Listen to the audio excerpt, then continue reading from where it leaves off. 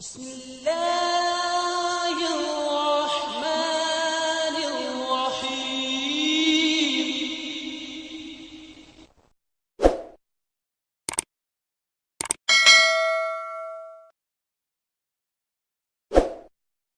اللہ تعالیٰ جزا ناظرین کو میں یہاں پر یہ بھی بتانا چاہتا ہوں کہ یہ جو باتیں ہم آج کے ایپیسوڈ میں پیش کر رہے ہیں بنیادی طور پر یہ ساری چیزیں اس کتاب سے ماخوذ ہے جو حضرت خلیفۃ المسیح رابع رحمہ اللہ تعالیٰ نے کی ایک معرکۃ الآراء تصنیف ہے جس کا نام ہے revelation rationality knowledge and truth. تو ابھی وقت کی رعایت سے مختصر سی معلومات ہی ہم آپ کی خدمت میں پیش کر سکے، لیکن اگر آپ مزید تفصیل جو ہے ان موضوعات کے تعلق سے، چاہے وہ انسان کے عضویاتی نظام ہو یا ایٹمی طاقت کے حوالے سے پیش گوئیاں ہوں، اس بارے میں اگر آپ مزید تفصیل جاننا چاہتے ہیں تو آپ ضرور revelation rationality knowledge and truth کتاب جو ہے اس کا مطالعہ کریں. یہ کتاب ہماری جماعت کا جو آفیشیل ویب سائٹ ہے alislam.org اس میں بھی موجود ہے. وہاں پر جا کر آپ اس کتاب کو مطالعہ کر سکتے ہیں اس کا، اور اس سے بھرپور رنگ میں استفادہ بھی کر سکتے ہیں. اس وقت کچھ ٹیلی فون کالرز کے ساتھ میں بات کرنا چاہوں گا.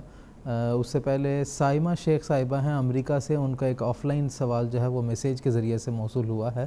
محترم مولانا محمد کریم الدین صاحب شاہد سے میں پوچھنا چاہوں گا. ان کا سوال یہ ہے کہ مذہب کو ماننا کیوں ضروری ہے، اور ان کے سوال کا دوسرا حصہ یہ ہے کہ اللہ تعالیٰ نے بعض لوگوں کو معذور بھی پیدا کیا ہے، تو کیا اس میں انصاف کے تقاضے پورا ہوتے ہیں؟ یہ دو حصوں میں ان کا سوال موصول ہوا ہے سائمہ شیخ صاحبہ کا. مولانا کریم الدین صاحب سے درخواست ہے. سائمہ شیخ صاحبہ، مذہب کو ماننا کیوں ضروری ہے؟ یہ اس لیے، مذہب کیا چیز ہے؟ وہ راستے کو کہتے ہیں، طریقے کو کہتے ہیں. وہ طریق کیا چیز ہے؟ اللہ تعالیٰ نے جو احکامات دیے ہیں کہ انسان تو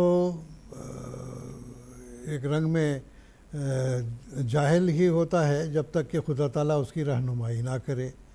تو ابتدا سے دیکھیں، حضرت آدم علیہ السلام سے لے کے ہمارے پیارے آقا محمد رسول اللہ صلی اللہ علیہ وسلم تک جتنے بھی انبیاء آئے، جیسے کہ ایک حدیث میں خود آن صلی اللہ علیہ وسلم نے بیان کیا کہ اب تک جتنے انبیاء آئے ہیں 1,24,000 ان کی تعداد بنتی ہے. تو گیا کہ دنیا میں جب بھی کوئی بگاڑ پیدا ہوتا ہے تو اللہ تعالیٰ ان کی اصلاح کے لیے اپنا کوئی فرشتہ، اپنا کوئی رسول، کوئی نبی ایسا بھیجتا ہے جو ان کو ہدایت کی راہیں دکھاتا ہے کہ کس راہ میں جانے سے تمہیں دنیاوی اور روحانی طور پر نقصان ہے، اور کون سی راہیں ایسی ہیں جو تم کو دینی لحاظ سے بھی اور دنیاوی لحاظ سے بھی فائدہ پہنچا سکتی ہیں، اور اس کے علاوہ تم خدا کے پیارے بن سکتے ہو کہ تم خدا کے نزدیک جا سکتے ہو، خدا تعالیٰ سے تمہارا تعلق پیدا ہو سکتا ہے. تو اس لحاظ سے مذہب کا مطلب یہی ہے کہ جو مذاہب اللہ تعالیٰ نے دنیا میں قائم کیے ہیں ان کو اس لیے ماننا ضروری ہے کہ جب تک ہم ان ہدایات کی پیروی نہیں کریں گے جو خود خدا تعالیٰ نے بتائی ہیں. اور تمام مذاہب کے بعد سب سے اب عالمگیر طور پر اللہ تعالیٰ نے قرآن مجید کی وہ تعلیم بیان کر دی ہے کہ جو یوں سمجھیے کہ پورے مذاہب کا اس میں خلاصہ ہے. تو جیسا کہ فیہ کتب قیمہ اللہ تعالیٰ نے قرآن مجید میں فرمایا، جتنے بھی قائم رہنے والی صداقتیں ہیں سب کی سب قرآن مجید نے جمع کر دی ہیں.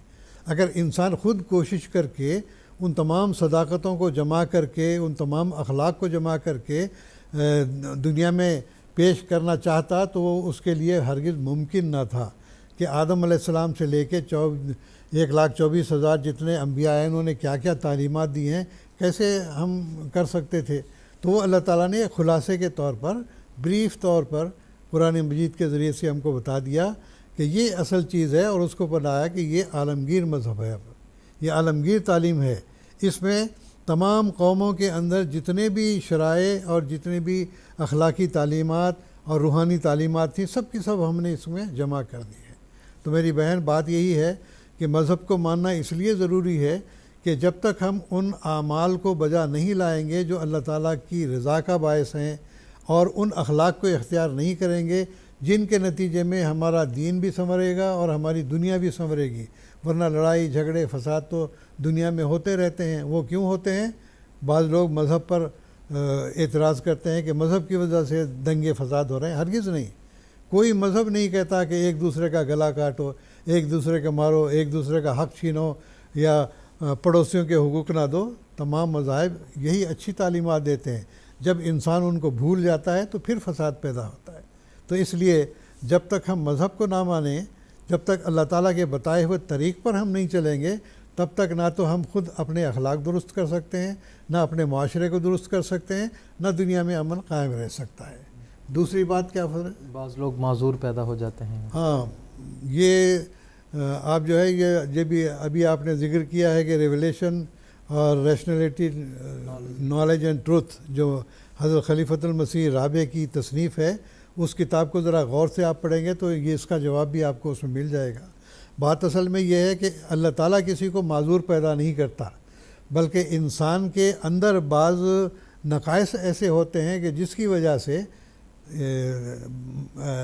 ماں کے پیٹ میں جو بچہ پلتا ہے اس کے اندر نقائص پیدا ہو جاتے ہیں۔ خدا تعالیٰ نہیں پیدا کرتا کسی کو معذور، بلکہ انسان کے اپنے بعض کمزوریوں کی وجہ سے، یا بعض بیماریوں کی وجہ سے، یا بعض اور عوامل ایسے ہوتے ہیں کہ جس کے نتیجے میں ماں کے پیٹ میں ہی بچے پر برے اثرات بعض دفعہ مرتب ہوتے ہیں، بعض لولے پیدا ہو جاتے ہیں، بعض لنگڑے پیدا ہو جاتے ہیں۔ تو یہ ناقص پیدائش ہے۔ یہ اللہ تعالیٰ ناقص پیدائش نہیں کرتا، بلکہ اللہ تعالیٰ نے فرمایا کہ اللہ تعالیٰ نے بہترین رنگ میں اللہ تعالیٰ کو انسان کو پیدا کیا ہے۔ چنانچہ اللہ تعالیٰ نے جو فرمایا لقد خلقنا الانسان فی احسن تقویم، اچھے قوا دے کے انسان کو اللہ تعالیٰ نے پیدا کیا۔ ہاں، نقائص اگر پیدا ہوتے ہیں تو انسان کی اپنی کمزوریوں کے نتیجے میں، انسان کے اپنے غلط رویے کی وجہ سے، یا انسان کی بعض بیماریوں کی وجہ سے ایسی باتیں ہو جاتی ہیں۔ وہ خدا تعالیٰ کا فعل نہیں ہے، بلکہ انسان کے اپنے کمزوریوں کی وجہ سے یہ بات ہوتی ہے۔ تو بہرحال اللہ تعالیٰ نے فرمایا کہ لقد خلقنا الانسان فی احسن تقویم، اچھے رنگ میں اللہ تعالیٰ نے انسان کو پیدا کیا۔ ثم رددناہ اسفل سافلین بھی اللہ تعالیٰ نے فرمایا کہ اگر انسان اپنے قوا کو درست نہ رکھے گا، طبی قوانین کو مد نظر نہیں رکھے گا، تو لازمی بات ہے کہ ان کو نظر انداز کرنے کے نتیجے میں انسان کے اندر جو پیدا ہونے والے بچے ہیں ان کے اوپر برا اثر پڑتا ہے اور وہ معذور پیدا ہوتے ہیں۔